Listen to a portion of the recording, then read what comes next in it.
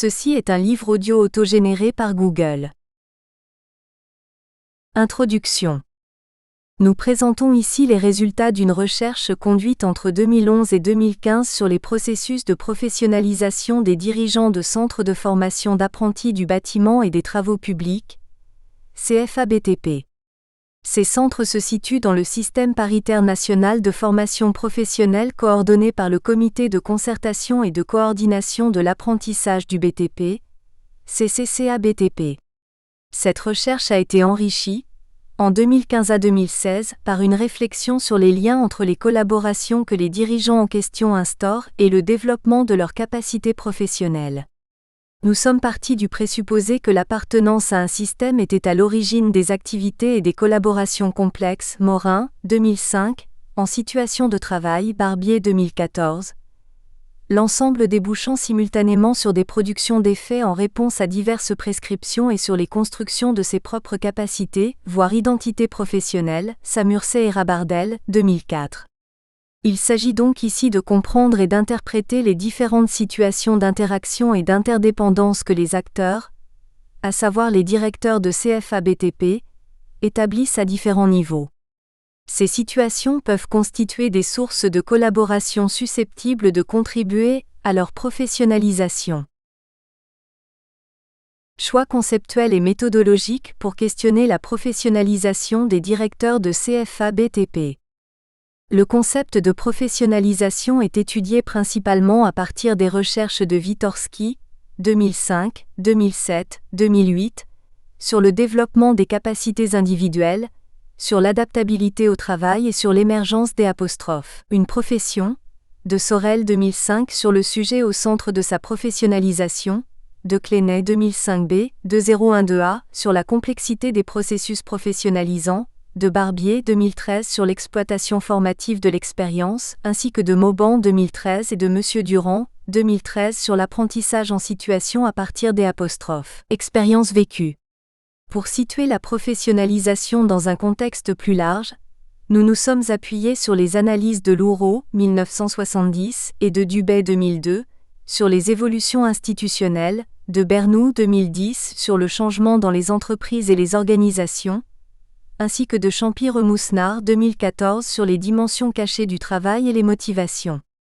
Nous nous sommes également inspirés des analyses de Clenay, 1998, et de Pelluchon, 2008, sur l'autonomisation des sujets acteurs confrontés à des injonctions paradoxales et à des nécessités d'autodétermination.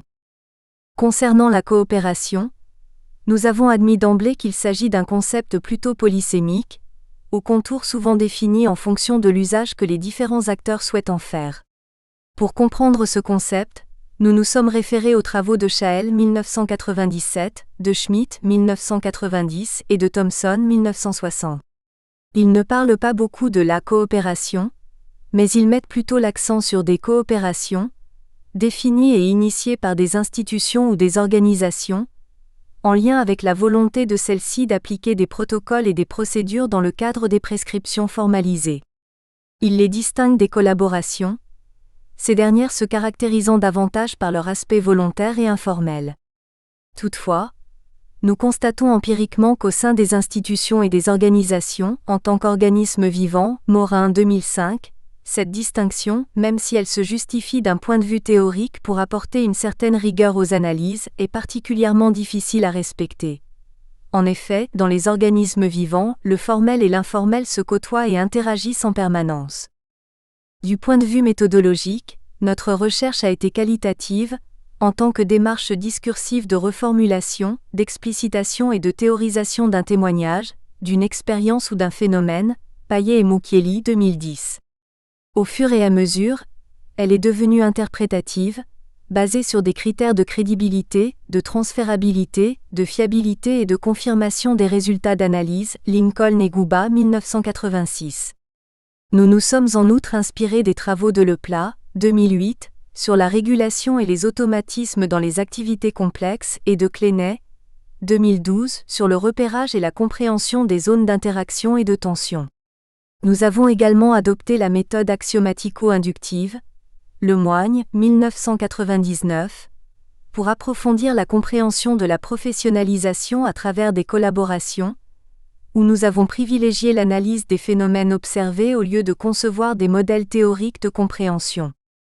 Au cours de cette démarche personnalisée et contextualisée, un corpus empirique composé d'entretiens avec un échantillon représentatif des directeurs concernés, et de documents décrivant la prescription institutionnelle en relation avec les processus de leur professionnalisation a été constitué, croisé et interprété. Ce travail a permis de comprendre les intentions institutionnelles, les compréhensions et les interprétations de ces intentions par les sujets concernés et enfin, les réalisations et les usages qui en sont faits à travers différentes collaborations. Un focus a été placé sur l'analyse des interactions médiation professionnalisantes dans le dispositif d'accueil et d'accompagnement de nouveaux formateurs de CFA-BTP, du point de vue de leur rapport à la professionnalisation des directeurs concernés. Relation collaboration-professionnalisation à comprendre. Nous souhaitions interroger le sens et les différentes dimensions des démarches institutionnelles en faveur de la professionnalisation des équipes managériales d'établissements à fonction éducative, tout en formulant la présupposition que les conclusions auxquelles nous comptions aboutir seraient également valables dans d'autres contextes ayant pour vocation l'intégration socio-professionnelle par la formation initiale. Ainsi, nous avons choisi d'approfondir notre compréhension de ces processus pour plusieurs raisons. Nous considérons que les directeurs constituent le moteur des activités des CFA-BTP et que leur capacité à les concevoir, à les organiser, à les mettre en œuvre et à les évaluer était essentielle pour que ces CFA accomplissent les missions qui leur sont assignées par les partenaires sociaux du secteur. Les directeurs de CFA-BTP constituent un groupe professionnel particulièrement hétérogène, avec une multitude d'histoires de vie et de parcours professionnels. Nous faisons donc l'hypothèse que leurs parcours professionnalisants sont également diversifiés. En tant que chefs d'établissement en mouvement, ils assument des missions d'interface entre institutions, niveau organisationnel, contexte et situation professionnelle et à ce titre entrent en nombreuses interactions et collaborations avec des prescripteurs, donneurs d'ordre, financeurs et bénéficiaires de formation, ainsi qu'avec les équipes et les organismes gestionnaires des CFA. Nous faisons donc hypothèse que ces interactions et collaborations constituent des sources de professionnalisation diversifiées et complexes. Morin, 2005. La période entre 2011 et 2015 correspondait à un renforcement du niveau régional, méso, dans la gestion de l'apprentissage du BTP, cherchant à s'affirmer de plus en plus vis-à-vis du niveau national, macro, et à avoir une identité propre de plus en plus forte aussi bien par rapport au niveau national que local, micro, ce qui appelait à un repositionnement du directeur de CFA-BTP dans ce contexte en transformation. Nous avons positionné notre problématique en tant que moyen permettant de comprendre les réalités telles que la spécificité de la fonction, le pouvoir de décision et la reconnaissance de l'expertise des directeurs de CFA-BTP en situation professionnelle de production et d'apprentissage, Mauban, 2013. Par ailleurs, nous avons réservé dans cet ouvrage une place relativement importante à la compréhension des systèmes et des contextes dans lesquels évoluent les directeurs en question. La démarche pour comprendre et interpréter la professionnalisation des directeurs de CFA-BTP a donc constitué une opportunité de comprendre et d'interpréter la façon dont ces directeurs construisent leur propre monde professionnel et définissent leurs projets pour y parvenir. Béguin, 2004, Goodman, 1992, y compris à travers les différentes collaborations qu'ils activent et développent dans un contexte en transformation. Nous nous sommes posé la question sur la façon dont les directeurs se situent entre le prescrit et le réel, ainsi que sur les éléments qu'ils prennent en compte pour évoluer professionnellement. Nous avons ainsi positionné le directeur de CFA-BTP en tant que sujet acteur, Sorel, 2005, de sa professionnalisation, pour connaître les désirs, les ambitions et les objectifs qui le motivent pour continuer à se raffermir professionnellement. Pour faire cela, nous ne pouvions pas nous limiter aux dimensions visibles de la professionnalisation en termes d'effets utilitaristes, compris comme des éléments stables pouvant être mesurés et posés comme des conséquences que les actes entraînent. Humbert et M. Durand, 2014, page 23, mais il nous a fallu tenter une incursion dans L'. Indéchiffrable, Champy-Remoussenard, 2014, pour essayer de comprendre les motivations et les actes cachés dans le travail et la professionnalisation, à savoir ceux que l'individu ne montre pas spontanément et garde voilés, au moins pendant un certain temps pour des motifs qui lui sont affectivement propres. Pour comprendre le sens des collaborations a priori professionnalisantes, nous avons recueilli et croisé des sources d'informations de nature variée, afin de disposer d'un corpus empirique suffisamment étoffé pour aboutir à des conclusions scientifiquement recevables. Ainsi, les résultats des entretiens avec 25 directeurs de CFA-BTP ont été analysés en parallèle avec les documents décrivant la prescription institutionnelle en relation avec les processus de professionnalisation à impulser dans les CFA coordonnés par le CCCA-BTP. Ce travail nous a permis de comprendre les intentions institutionnelles, les compréhensions et les interprétations de ces intentions par les sujets acteurs concernés, et enfin, les réalisations et les usages qui en sont faits. Par ailleurs, nous avons analysé un certain nombre d'écrits produits par les directeurs de CFA-BTP sur sollicitation du CCCA-BTP, principalement dans le cadre de leur parcours de formation et lors de l'accompagnement des formateurs nouvellement embauchés dans les CFA-BTP. En nous intéressant à la professionnalisation en tant qu'intention, moyens et résultats, Clenay, 2012, nous avons essayé de détecter et d'analyser les grandes étapes et grands événements qui font progresser les directeurs de CFA-BTP au niveau de leur capacité professionnelle, en identifiant et en décrivant ce qui est pour nous leur valeur professionnalisante. Par la même occasion, nous avons saisi la recherche qualitative en tant qu'espace de rigueur, mais aussi de liberté, en apprenant progressivement à faire confiance à nos interprétations des données collectées. En même temps, nous avons voulu rester proches de nos interlocuteurs et de leurs témoignages, pour accéder à leur façon de penser et d'interpréter les processus qui les concernent, en nous autorisant à interpréter à notre tour, une fois convaincus que nous avons compris leur message. Avec le temps, notre recherche est devenue de plus en plus interprétative, basée sur des critères de rigueur avec des paramètres tels que crédibilité des données empiriques, transférabilité, fiabilité et confirmation des résultats d'analyse, Lincoln et Gouba, 1986. Nous avons opté pour cette stratégie pour construire une interprétation aussi riche que possible et détaillée, tout en prenant soin de respecter la complexité et la pluralité des situations rencontrées, elles-mêmes situées dans des contextes en permanente transformation. Nous avons voulu donner un caractère dynamique et collaboratif, en faisant évoluer nos approches et en impliquant, autant que possible, les différents acteurs dans l'évolution et les validations intermédiaires des résultats partiels atteints. À travers les différentes phases d'entretien, nous cherchions surtout à comprendre comment les directeurs percevaient leur environnement et leur contexte professionnel, quels constats ils faisaient sur l'évolution des prescriptions institutionnelles concernant leurs missions et leurs activités, quels éléments du contexte et des prescriptions ils considéraient comme les plus décisifs pour évolution de leur poste et plus généralement, comment ils se situaient, en tant que directeur de CFA-BTP, dans les transitions que le réseau de CFA coordonné par le CCCA-BTP était en train de vivre. Complexité des collaborations, professionnalisation. En transcrivant et en analysant les résultats de nos investigations, nous avons constaté que les directeurs parlaient plus facilement de leurs intentions que de leurs réalisations. Pour connaître celles-ci, il a été nécessaire d'identifier les activités les plus souvent citées et de procéder ensuite à des entretiens de plus en plus approfondis et de mieux en mieux ciblés sur les différents aspects des activités en question. C'est également en privilégiant les activités, et non les réalisations comme clé d'entrée, que nous avons réalisé combien le besoin de se faire écouter avait été fort chez les directeurs. Ils profitaient également des entretiens pour se faire entendre à eux-mêmes grâce aux nombreuses reformulations de leurs réponses en présence d'une personne extérieure, ce qu'ils n'ont pas envisagé au départ. Ainsi, nos propres perceptions des directeurs et de leurs activités ont été considérablement modifiées.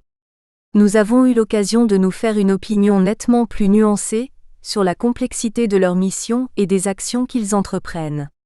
C'est en réalisant les différentes phases d'entretien et en les analysant que nous nous sommes aperçus que les activités des directeurs ne devaient pas être analysées comme un enchaînement d'actions, mais comme un tout combiné, d'après l'expression de l'un d'entre eux.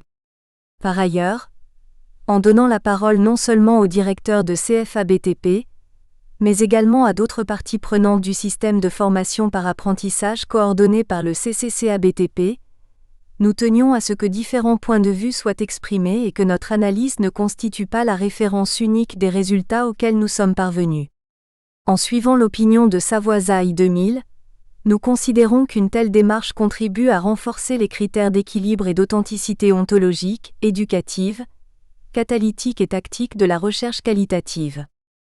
Il s'agit donc d'une recherche qualitative et participative, prenant en compte la subjectivité des sujets et des approches. Mais l'acceptation de ce Canadone 2006 considère comme un éclatement des manières de faire la recherche, présent aussi dans les travaux de Clenay 2012 sur la complexité des transformations, nous a contraints à une grande vigilance quant à la rigueur méthodologique pour arriver à des résultats scientifiquement recevables. D'un autre côté, une telle démarche nous a permis de dépasser des cadres purement formels ou convenus, et d'accéder aussi à la réalité psychologique et émotionnelle des acteurs concernés. Suite aux phases d'entretien, en faisant un bilan d'avancement de nos travaux et de nos formalisations à la fin de l'année 2012, nous avons réalisé que nous manquions d'exemples suffisamment précis pour analyser non seulement des traces, mais surtout des processus de professionnalisation vécus par les directeurs de CFA-BTP. C'est pourquoi nous avons décidé de procéder au choix d'un projet relativement complet, conçu de manière complexe, pour trouver un terrain d'investigation pragmatique permettant de sortir des discours sur les intentions et des considérations d'ordre parfois trop général. Pour quitter un questionnement qui resterait uniquement libre, nous avons décidé de nous intéresser d'une façon plus particulière au dispositif d'accueil et d'accompagnement des formateurs nouvellement embauchés en tant que terrain précis et repérable, fonctionnant à plusieurs niveaux, CFA micro, régional méso et national macro, où le directeur est censé jouer un rôle essentiel quant à sa conception, à sa mise en œuvre, à son fonctionnement et à son évaluation. Nous nous situons dans la construction des modèles inventifs basés sur des reliances, des collaborations et des mobilisations, des rassemblements d'acteurs et des logiques qui fonctionnent grâce à des principes dialogiques et d'englobement. Les interprétations et compréhensions que nous proposons ne sont pas à considérer comme des vérités absolues, mais des interprétations que nous considérons comme plausibles dans les temporalités et contextes donnés, et dont l'évolution est soumise à l'imprévisibilité, en suivant ce principe fondamental de la complexité, avancé par Morin 2005, page 105 et suives, dans le sens où nous ne considérons pas une action comme un programme, mais comme un pari à issue incertaine. Ceci n'empêche pas de concevoir des stratégies, institutionnelles, organisationnelles et individuelles, mais qui ne sont pas non plus, selon Morin 2011, des programmes, mais des scénarios appelés à être modifiés en fonction des contextes en transformation, des ressources dont la disponibilité varie et des motivations des acteurs qui ne sont pas figées. En nous inspirant de Lemoigne 1987 page 5, pour qui comprendre c'est réaliser, l'action d'analyser correspondait pour nous au faire du chercheur. C'est donc en analysant à la fois la prescription, ses perceptions, les mises en œuvre et les réalisations que nous sommes arrivés à la compréhension des différentes interactions, collaborations et des constructions qui en résultent. Première partie, cadre pour comprendre, la professionnalisation issue de collaboration. Chapitre 1. Les directeurs de CFA-BTP dans leur environnement professionnel.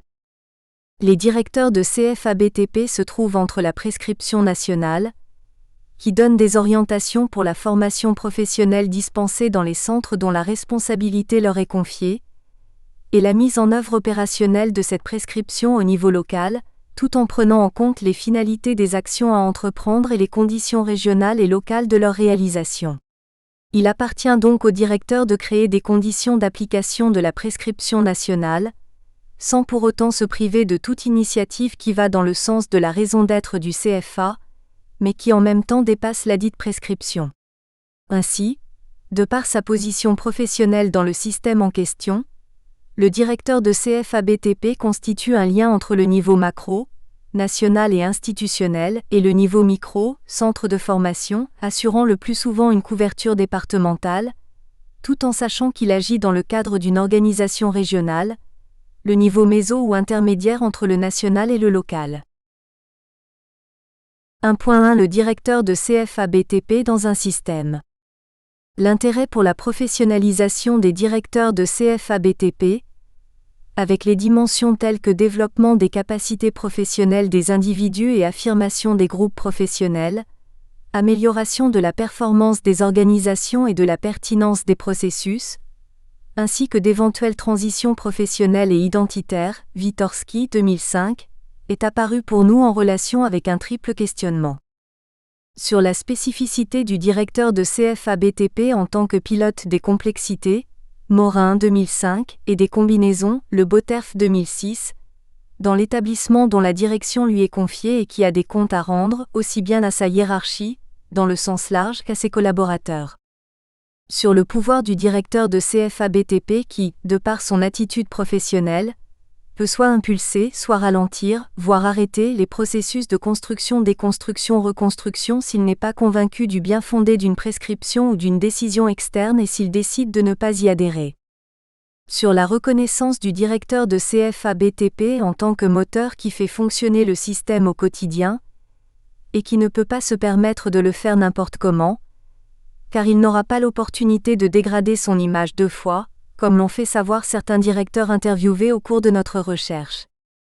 Nous avons positionné notre problématique en tant que moyen de comprendre les réalités de la fonction, en lien avec la compréhension des systèmes et des contextes dans lesquels évoluent les directeurs, où les institutions et les organisations instaurent des coopérations que les individus reprennent ou non sous forme de collaboration vivante et donc imprévisible.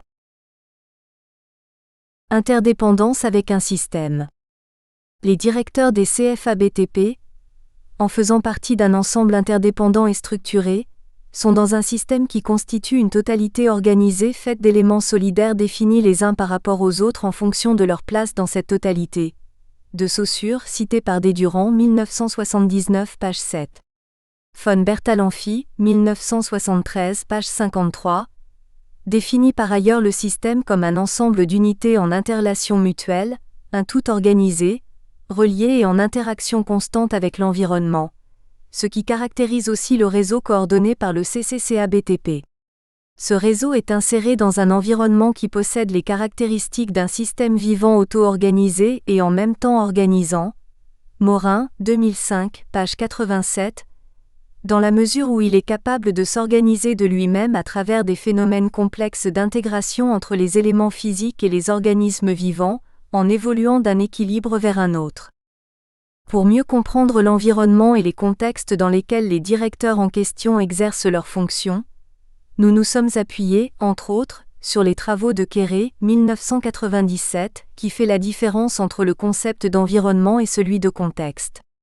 L'environnement constitue pour Kéré un concept caractérisé par une capacité d'auto-organisation, avec une succession des équilibres et des déséquilibres interprétés dans différents contextes par différents décideurs. Selon ce chercheur, 1997 page 9, l'environnement et le contexte créent des relations factuelles et formalisées qui comprennent des conventions, des informations, des savoirs, des sens et des perceptions qui à leur tour conditionnent les situations et les actions entreprises individuellement ou collectivement. Le contexte ne constituerait pas une unité auto-organisée, ce qui le différencierait de l'environnement. Ni l'un ni l'autre ne peuvent disparaître, ils peuvent en revanche se transformer. Le troisième concept qui complète le raisonnement proposé par Kéré, 1997, page 10, est celui de situation comprise en tant que mise en connexion limitée dans le temps d'objets et d'événements issus d'un ensemble contextuel. Par conséquent, les situations apparaissent et disparaissent en se succédant, contrairement à l'environnement et au contexte qui ne peuvent pas disparaître et sont en perpétuelle transition ou transformation. Ainsi, la situation serait un phénomène momentané, directionnel et temporel, un moyen d'organiser le passage vers l'action. Dans une telle approche, l'environnement et les contextes constituent d'après notre interprétation un fond plus durable que les situations et les actions qui seraient davantage des directions conjoncturelles. Ainsi, en partant de l'hypothèse de la relative stabilité de l'environnement dans le temps et dans l'espace grâce à sa capacité d'autorégulation, Kéré 1997, page 16, formule l'hypothèse que les processus de stabilisation seraient basés assez paradoxalement sur des actions par définition temporelles qui entrent en dynamique avec l'environnement par l'intermédiaire des contextes et des situations pour influencer ces transformations installées dans une perspective longue. Remarquons que les directeurs de CFA-BTP, en parlant d'eux-mêmes, utilisent presque exclusivement le terme directeur et non celui de directeur de CFA, et encore moins de celui de directeur de CFA-BTP. Nous en déduisons que les directeurs en question perçoivent la substance de leur métier en eux-mêmes, et non dans le contexte qui prédéterminerait plutôt la fonction, attendue par l'institution. Les directeurs soulignent qu'ils doivent avoir la capacité de comprendre, d'intégrer et d'interagir avec le contexte, mais ce n'est pas celui-ci qui détermine leur métier. Au contraire, les directeurs interrogés pensent que s'ils sont professionnellement capables, ils seront en mesure de se retrouver dans un autre contexte, en y activant aussi bien leurs capacités intrinsèques, mais aussi des connaissances assimilées et des expériences vécues et capitalisées auparavant. Nous déduisons ainsi que même si ce n'est pas le contexte qui ferait les directeurs, ils contribuent néanmoins à leur professionnalisation, comprise en tant que développement de leurs capacités professionnelles et probablement aussi en tant qu'affirmation de leur identité professionnelle. Relevons aussi que les directeurs considèrent qu'ils sont devenus directeurs avant tout, parce qu'ils avaient envie de diriger, cette envie étant la première impulsion de leur positionnement professionnel. En effet, au cours des entretiens que nous avons pu conduire entre 2011 et 2015, les directeurs insistaient sur l'importance de la motivation à devenir dirigeant, avant tout en tant que métier. Directeur de CFA-BTP, fonction ou métier dans un système coordonné par la branche. Du point de vue conceptuel, le terme de métier est polysémique et son usage courant peut sembler d'une évidence trompeuse, sans parler des confusions entre emploi, poste, métier et profession relevées par Descolonges, 1997, et entretenues jusqu'aux différentes nomenclatures institutionnelles et professionnelles. Nous avons pu nous rendre compte au cours de notre recherche que le concept de directeur métier serait fondamental pour comprendre les processus de professionnalisation des publics concernés, surtout de par sa dimension personnelle, soulignée et expliquée entre autres par Sorel et Witorski, 2005, pour qui elle serait d'abord en lien avec le soi professionnel qui se réalise à travers des activités effectivement réalisées. Ainsi, nous avons pu nous apercevoir que c'est en parlant de leur métier que les directeurs parlent d'eux-mêmes, de leur façon de faire, de construire des collaborations et des capacités professionnelles, comprises en tant que conjonction des aptitudes et des connaissances. Au vu des résultats de nos investigations, nous avançons l'hypothèse que la perception que les directeurs ont de leur métier se forge au fur et à mesure de l'analyse de leur vécu professionnel. Celle-ci serait à analyser en relation avec l'expérience capitalisée ou la notion de métier, ce que je suis professionnellement, serait indissociable de celle de maîtrise, ce que je sais faire professionnellement. En parallèle, il y a une relation entre le métier et la profession qui serait davantage un concept collectif et nourri, d'une part par celui de métier vécu et formalisé individuellement et d'autre part par les prescriptions. J'imagine comment je dois faire pour appartenir à une cohorte professionnelle correspondant à une norme. Dubar, 1998 page 78, définit les professions comme des formes historiques d'organisation sociale, d'attribution d'identité et d'organisation du marché du travail, dont le concept de métier serait une sorte de composante de base en tant qu'expression de l'identité professionnelle et en même temps occupationnelle de l'individu concerné. Le concept de profession serait donc davantage d'ordre social sur lequel s'appuient des groupes d'individus ayant plusieurs caractéristiques suffisamment distinctives pour pouvoir parler de leur existence autonome. Dans notre contexte, nous avons identifié un net attachement des directeurs de CFA-BTP d'abord au monde de la formation professionnelle et seulement ensuite au monde du BTP, même si les deux attachements ne sont pas considérés par les dits directeurs comme contradictoires. Néanmoins, c'est la capacité à manager un établissement de formation professionnelle, quel qu'il soit, qui donne du sens, selon nos observations, au métier exercé par le directeur de CFA du BTP. En effet, les directeurs interviewés au cours de notre recherche considéraient bien souvent que les capacités d'adaptation à des environnements et à des contextes professionnels différents étaient une composante essentielle de leur capacité managériale. Le système d'apprentissage du BTP en évolution. D'après un accord national signé par les partenaires sociaux du BTP le 6 septembre 2006, le CCCA-BTP met en œuvre la politique professionnelle définie par les partenaires sociaux dans le domaine de l'apprentissage et de l'accompagnement des jeunes. Il a notamment pour mission de mettre en réseau les CFA paritaires, d'animer leur coopération et d'harmoniser l'application du statut de leur personnel qui sont autant de garanties de la qualité des démarches pédagogiques. Page 2. Ce texte est fondamental pour le fonctionnement des CFA-BTP et détermine, de façon indirecte, les missions des directeurs de ces CFA. Nous considérons en effet qu'il existe une corrélation entre les domaines d'intervention du CCCA-BTP et ceux de ses directeurs. Par ailleurs, dans ledit accord, page 3, les partenaires sociaux précisent que le CCCA-BTP assure le développement quantitatif et qualitatif de l'apprentissage dans le BTP, coordonne et anime la pédagogie de l'alternance, ainsi que favorise le développement de l'autonomie et de la responsabilité des CFA. Le fait que l'accord en question porte à la fois sur l'organisation de l'apprentissage du BTP et sur le statut du CCCA-BTP confirme la dimension à la fois institutionnelle et organisationnelle de cet organisme. En effet, coordonnateur d'un réseau national de 103 CFA, situation en 2015, légitimé par les partenaires sociaux, le CCCA-BTP agit par le biais d'un programme institutionnel, du BEI 2002, constitué très progressivement dans ses dimensions cognitives, décisionnelles et normatives, en partant d'une intention institutionnelle et en S', adaptant, au fur et à mesure, à une variété de contextes et de situations dépendant de multiples décisionnaires et acteurs directement opérationnels, aussi bien internes qu'externes à chacun des niveaux d'organisation. Ce programme institutionnel résulte aussi de l'histoire de la constitution du réseau système de formation professionnelle par apprentissage, des états d'esprit que celle-ci véhicule, ainsi que des intentions subjectives des différents acteurs. Il concerne aussi bien la finalité que le fonctionnement du système en question. Il se focalise non seulement sur la mission sociale instituée, mais aussi sur les modes d'organisation, les moyens et les méthodes mises en œuvre. Les partenaires sociaux, quant à eux, insiste dans l'accord du 6 septembre 2006 sur l'autonomie et la responsabilité des CFA et par conséquent, sur celle des directeurs, déterminante pour le développement quantitatif et qualitatif de l'apprentissage dans le BTP. Ainsi, au moins dans l'intention affichée, les décideurs politiques s'éloignent de la vision de directeur majoritairement exécutant de la prescription institutionnelle et le positionnent sur le champ où il doit apprendre à devenir une source d'initiative. Les évolutions qui appellent à de nouveaux comportements professionnels.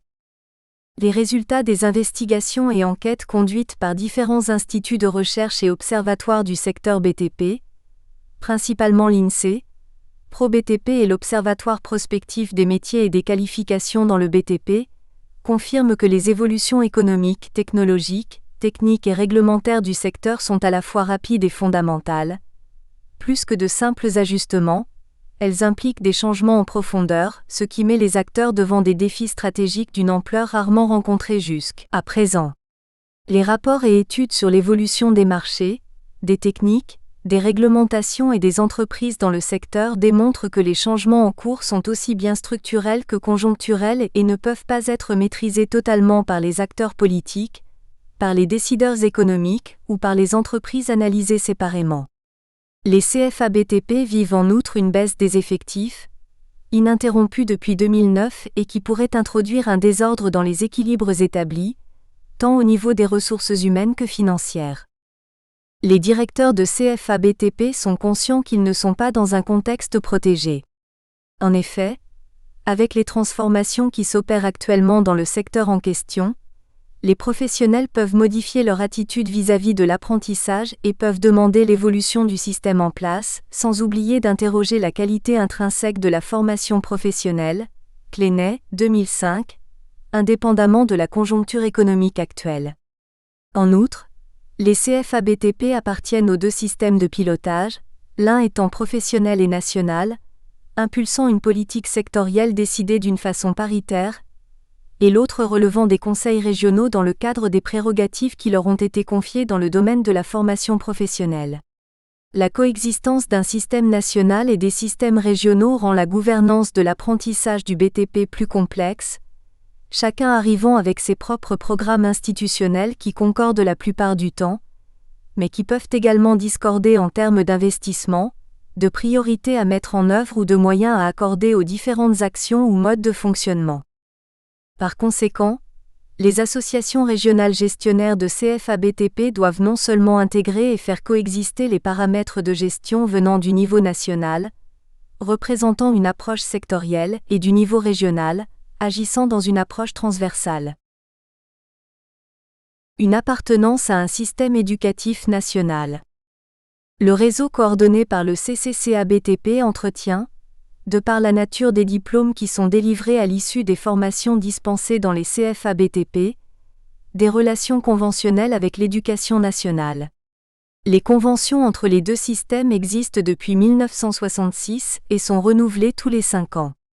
Ce partenariat permet d'organiser aussi bien les relations entre les décideurs stratégiques issus des deux institutions, que les relations opérationnelles entre les CFA-BTP et les académies, ce qui renforce en même temps la légitimation du CCCA-BTP en tant qu'organisme chargé d'une mission de service public en matière de formation professionnelle initiale par la voie d'apprentissage, comme ceci a été indiqué dans ses actes constituants. Il constitue aussi une légitimation de l'expertise du CCCA-BTP en matière de conception et de pilotage des dispositifs éducatifs. Dans l'intention des deux institutions, les projets entrepris en commun au niveau régionaux et locaux servent à renforcer non seulement la technicité des écoles et des centres de formation relevant des deux systèmes, mais surtout à construire, à travers des collaborations opérationnelles et évolutives, une cohérence entre eux. Parmi les projets effectivement réalisés dans les CFA-BTP, et qui incitent les directeurs à construire des collaborations avec des académies, il y a plus particulièrement ceux qui concernent l'aide au choix professionnel des jeunes, la préparation à l'apprentissage, l'organisation, l'animation et le suivi pédagogique des relations avec l'entreprise, le contrôle en cours de formation, le conseil au recrutement des apprentis ou encore l'aide à l'insertion professionnelle et sociale. Leurs intensité et durabilité dépendent principalement de l'engagement des partenaires locaux. Par conséquent, l'avancement d'une collaboration régulière dépassant une simple coopération prescrite par les deux institutions varie en fonction de la motivation et de la disponibilité aussi bien des académies que des équipes de CFA concernées. Nous avons néanmoins constaté que les directeurs se sont impliqués dans la mise en œuvre opérationnelle de cette convention, là où elle a été perçue comme un élément facilitateur des contacts au quotidien avec les services décentralisés de l'Éducation nationale en vue de mieux organiser le fonctionnement pédagogique du CFA, ou comme un instrument qui renforce les stratégies mises en place par les directeurs eux-mêmes, par exemple en matière de concertation avec les entreprises, pour améliorer les pratiques du contrôle en cours de formation ou encore pour veiller à la qualité pédagogique des formateurs. Les relations institutionnelles aussi bien avec l'éducation nationale qu'avec les conseils régionaux conduisent parfois à une culture relationnelle commune qui se construit entre les personnes appartenant aux différents systèmes et institutions, si chacun y voit son propre intérêt professionnel. 1.2 Émergence du niveau régional de gestion de l'apprentissage du BTP, rupture et tension. L'accord national des partenaires sociaux signé le 6 septembre 2006 prévoit une nouvelle organisation territoriale des CFA gérée paritairement, article 7, en vue d'établir une cohérence régionale dans la gestion des CFA paritaires de la profession. Dès la signature de cet accord, les organisations d'employeurs et de salariés représentatives au niveau national ont confié à leurs représentants régionaux la responsabilité de négocier le remplacement des associations gestionnaires départementales par les associations gestionnaires régionales.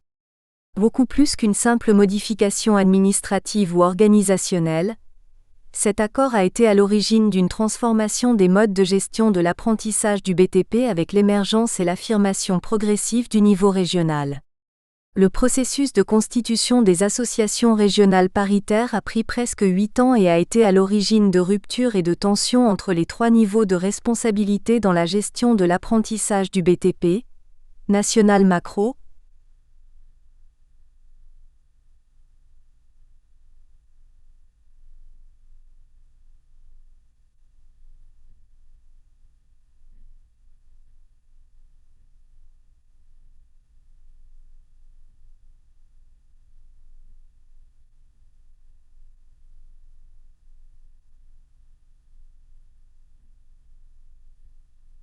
régional méso et local micro dont l'intensité varie en fonction des contextes régionaux, des styles de management adoptés par les secrétaires généraux des associations régionales, positionnés en tant que responsables hiérarchiques des directeurs de CFA et des réticences face au changement, ressentis comme mal expliqués et donc mal compris, manifestés par les équipes de CFA et plus particulièrement par les directeurs. Imprévisibilité des processus prescrits. La régionalisation vécue dans le réseau de CFA coordonné par le CCCA-BTP illustre les limites d'une prescription utilisée pour conduire un changement. Ainsi, en conduisant ce processus, prescrit par les partenaires sociaux, cette institution a donné au directeur de CFA l'impression que celui-ci avait été principalement abordé sous l'angle politique et financier, en oubliant le rôle des personnels de direction de CFA et surtout celui des directeurs. Plus globalement, ces derniers souhaitaient participer davantage à la prise des décisions qui concernent eux-mêmes et leurs équipes dans les transformations envisagées, et qui impliquent de nouveaux modes de collaboration du fait de l'émergence du niveau régional dans le système. En effet, les directeurs et l'ensemble des équipes de CFA ont vécu cette transformation au quotidien et ont dû faire face à de multiples questions pratiques supplémentaires que celle-ci a induites. La prescription, d'un avis émis par un nombre significatif des directeurs interrogés, a surtout visé la régionalisation résultat, sans pour autant être précise quant à la régionalisation processus à mettre en œuvre, ce dernier aspect étant confié pratiquement en totalité au CCCA-BTP en tant qu'institution exécutive des décisions des partenaires sociaux. Les directeurs reprochaient à l'institution de promouvoir la régionalisation sans vouloir les y associer, et sans tenir suffisamment compte de la culture professionnelle du réseau des CFA que celle-ci coordonne. Un manque de communication a été relevé par les directeurs surtout dans la première phase de la régionalisation. L'émergence d'un nouveau groupe professionnel de dirigeants, celui des secrétaires généraux d'associations gestionnaires régionales, positionnés sans ambiguïté comme leur supérieur hiérarchique direct, a été majoritairement ressenti comme une menace sur la position des directeurs de CFA dans le système, voire une atteinte à leur identité collective. Le processus de changement a été particulièrement complexe par son imprévisibilité et par le nombre d'acteurs sujets impliqués dans des jeux parfois contradictoires et assortis de retours de situations souvent difficiles à maîtriser aussi bien au niveau régional que national. En dépit de nombreuses zones d'ombre, les objectifs généraux de la régionalisation sont actuellement assez bien perçus par les directeurs concernés, mais ce sont les modalités de mise en œuvre qui peuvent encore interroger. Les modèles participatifs, offrant aux directeurs des opportunités de faire connaître leurs compétences professionnelles dans un cadre opérationnel élargi, favorisent une meilleure compréhension de la régionalisation et une plus grande adhésion qui se fait plus naturellement, même si l'évolution des postures prend du temps. Par ailleurs, là où il y a une démarche participative, les directeurs s'investissent davantage dans la prise des décisions et dans leur mise en œuvre avec les équipes de CFA. Processus de changement à temporalité longue. La constitution des équipes régionales de gestion opérationnelle apparaît donc comme souhaitée et appréciée par les directeurs de CFA consultés, même s'il s'agit d'un travail qui peut s'avérer de longue durée. Ce processus demande, au préalable, une mise en confiance des directeurs dans le cadre de leur nouvelle association régionale. Cette mise en confiance passe, entre autres, par une reconnaissance claire de leurs compétences professionnelles et une valorisation de leurs pratiques antérieures, dont certaines peuvent être transposables au niveau régional. Grâce à une meilleure connaissance des champs d'expertise de chaque directeur, les associations régionales peuvent concevoir des actions collectives d'une façon plus rationnelle, en décloisonnant les compétences et les expériences des directeurs de CFA. En effet, la création des mécanismes de prise de décision partagés incomberait, d'après les directeurs, aux secrétaires généraux de ces associations. Plus de collaboration dans la prise des décisions serait également un des leviers qui devrait permettre aux nouvelles structures régionales de monter en puissance aussi bien face aux équipes de CFA, en créant progressivement des objectifs et des postures professionnelles communes, qu'à l'égard des partenaires extérieurs, Conseil régional, CCCA-BTP, Rectorat, en présentant une force régionale qui ne serait pas une simple addition des puissances et particularités locales. Une association régionale est bien accueillie par les directeurs de CFA si elle leur donne un forum pour une réflexion stratégique, les repositionne dans la gestion du quotidien et leur permet de gagner du temps grâce à une mutualisation des ressources matérielles, organisationnelles et intellectuelles. Pour favoriser une telle mutualisation, les directeurs, tout en restant toujours pilotes de leur CFA, souhaitent aussi des missions transversales au service de tous les établissements de la région. Ainsi, l'association gestionnaire régionale ne serait pas une simple strate supplémentaire, mais deviendrait un terrain d'innovation pour permettre de monter en puissance, grâce à des projets transversaux et régionaux, aussi bien individuellement que collectivement. Les directeurs souhaitent une élaboration en commun des schémas de fonctionnement aussi bien internes que vis-à-vis des partenaires extérieurs, pour considérer la régionalisation comme une consolidation des ressources et des forces de négociation et non comme une simple uniformisation du quotidien. Ils sont demandeurs de nouveaux cadres de travail à mettre en place sans précipitation. Nous espérons que vous avez apprécié cet aperçu. Pour continuer à écouter ce livre audio sur Google Play Livres, utilisez le lien dans la description de la vidéo.